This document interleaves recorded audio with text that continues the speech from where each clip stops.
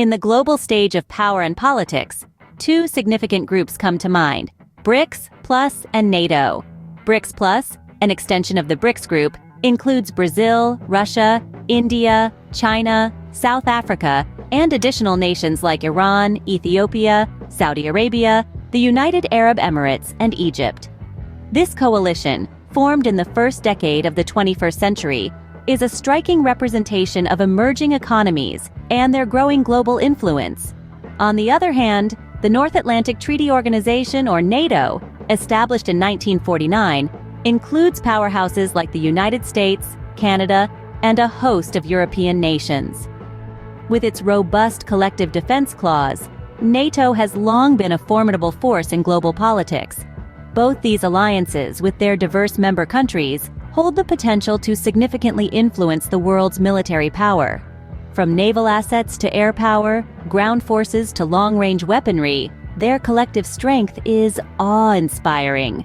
Now, let's delve into the military might of these countries, starting with naval assets. The sea, a vast expanse that plays a crucial role in military strategy. And what better way to dominate the oceans than with destroyers and aircraft carriers? Let's begin our voyage with the naval power of the BRICS Plus nations. Russia, with its mighty destroyers and aircraft carriers, holds a formidable presence in the world's waters. China, a rising naval power, counts on its robust fleet of destroyers, frigates, corvettes, and submarines. It's not just about size, but the cutting-edge technology they employ. India, Brazil, and South Africa, though not as colossal, have specialized naval assets suited to their strategic needs. Now, let's sail across to the Middle East. Iran's navy, though smaller, is highly specialized, focusing on swift, agile vessels and mini-submarines tailored for the Persian Gulf's unique conditions. Saudi Arabia and the UAE, buoyed by their wealth, have invested in state-of-the-art naval assets, including advanced destroyers and frigates. Egypt's naval force, the largest in Africa, boasts a mix of submarines, frigates, and corvettes, providing a balanced power in the region. Now, let's turn our compass to the NATO countries. The United States, with the world's most powerful navy, commands a fleet of technologically advanced aircraft carriers, destroyers, and submarines. The United Kingdom and France, with their illustrious naval histories, maintain formidable fleets of their own.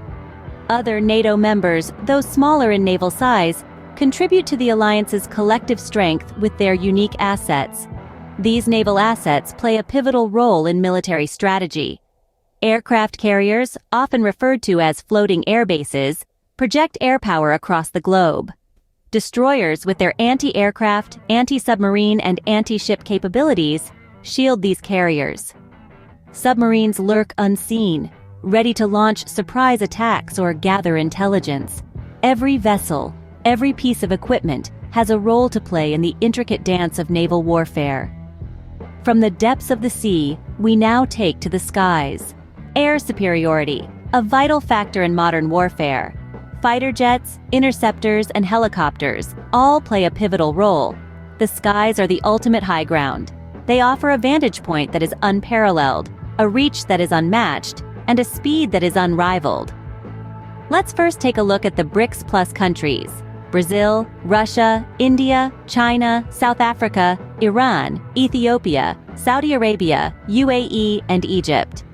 These nations possess a wide range of air assets, each with its own strengths and specializations. Russia and China, for instance, are renowned for their advanced fighter jets, such as the Sukhoi Su-57 and the Chengdu J-20, respectively. Brazil's Embraer EMB 314 Super Tucano, on the other hand, provides a perfect example of a light attack aircraft, excellent for counterinsurgency operations. The UAE and Saudi Arabia bolster their air power with a fleet of American and European-made jets, while India's HAL Tejas showcases the country's strides in indigenous aircraft development. Now, let's turn our attention to NATO. The North Atlantic Treaty Organization, with its 28 member countries, boasts an impressive array of air assets. The United States, being the leading member, brings to the table the stealthy F-22 Raptor and the versatile F-35 Lightning II. European members like the United Kingdom, France, and Germany contribute with the Eurofighter Typhoon and the Dassault Rafale. These aircraft, along with interceptors and helicopters, play a crucial role in military strategy. They provide air cover for ground forces, engage in dogfights to establish air superiority, perform surgical strikes on enemy installations, and carry out reconnaissance missions. In essence, they are the eyes, the shield, and the sword of the military. However, it's not just about the machines, it's also about the people who pilot them. The training, tactics, and tenacity of the pilots can often be the determining factor in the outcome of aerial engagements. From the vast skies, we now move to the solid ground. The ground, where the majority of military operations take place. Tanks, armored cars, and artillery, the backbone of any army. Let's dive into the heart of ground warfare and take a closer look at the armored forces of BRICS Plus and NATO countries. The tanks, armored cars, infantry fighting vehicles, IFVs, armored fighting vehicles, AFVs, and artillery pieces they employ are integral to their military strategies. Starting with the BRICS Plus powers, we see a diverse range of ground assets. Russia, for instance, fields the formidable T-14 Armata tank, a beast of a machine that sets the bar high for armored warfare. China's Type 99 tank, with its advanced fire control systems and strong defensive capabilities, is another key player in the arena. Moving to the armored cars, we have Brazil's E9 Cascavel, a swift and nimble vehicle known for its firepower and mobility.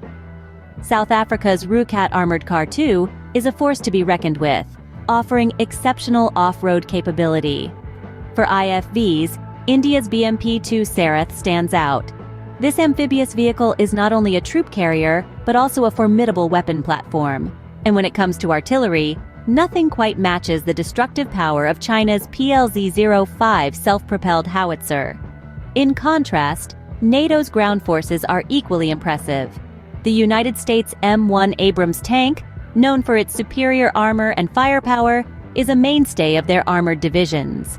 Germany's Leopard 2, with its high mobility and modern fire control system, is another potent force on the battlefield. Armored cars like the French VBL, a light and fast vehicle, and the British Jackal, designed for deep battlefield operations, provide NATO with flexible and effective reconnaissance capabilities. Their IFVs, such as the American Bradley and the German Puma, are versatile and lethal, capable of carrying troops while providing heavy fire support. Artillery pieces like the American M109 Paladin and the British AS-90 Braveheart provide long-range fire support that can shape the battlefield. Now that we've covered the ground, let's take a look at the long-range threats. In the world of modern warfare, distance is no longer a barrier. Rockets and missiles have changed the game. Let's take a look at the long-range assets of the BRICS Plus and NATO countries.